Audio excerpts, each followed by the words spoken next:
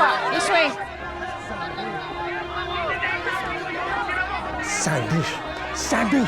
What the hell are these people doing here? Ba't nandito yung mga rallyista? Mayor, hindi po yan mga relihista. Yan po yung mga nagkiklaim na alam nila kung nasan si Tanggol. Sila, lahat sila, alam nila kung nasan si Tanggol.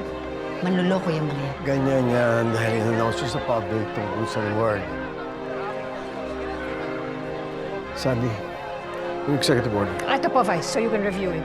Nandiyan na rin po ang press. Naghihintay sila ng announcement ninyo. Harapin mo sila. Pakita mo sa kanila na hindi kanila pwedeng kalabanin. Ay, well, ma, ipapaalala ko sa kanilang lahat na ako ang hari ng Maynila.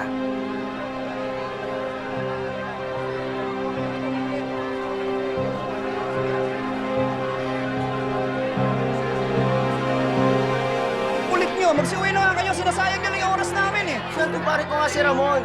Kayo naman ko siya kagabi. Sasabihin ko lang kay Mayor, sir. Bigay muna kayo ng maraming pruweba. Sir, sama namin si Ramon kagabi. Sige na, kasama namin kagabi. Sige na, kailangan lang ipilit yan. Sige na kayo. Huwag nyo na ipilit. Sir, sige na, sir. Sir. Huwag na kayong pumilit. Ay, ka na lang. Sige na, uwi na kayo. Sandali. Saan ka punta? Magbibigay ka rin ba ng tip tungkol kay Ramon? Hindi ho. Tutubos ho ako ng sedula. Doon, kanan, sa kabila. Opo, salamat ho.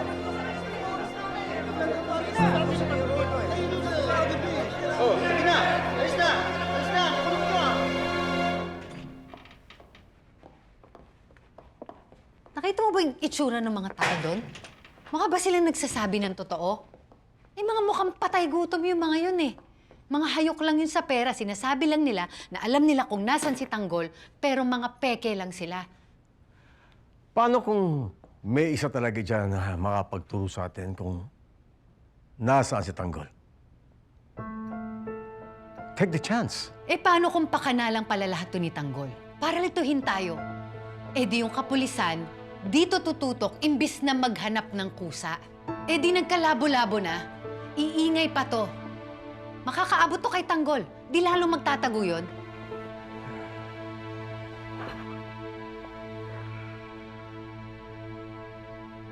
We don't have a choice. Kausapin ang dapat kausapin. Kung kailangan lahat ng yan, isa-isahin, kausapin natin ang gagawin natin yan. Ang mahalaga, paggawan natin ito ng solusyon bago lumabas ang official statement ng NEC. Habang hawak natin ang lungsod. Yun ang mahalaga.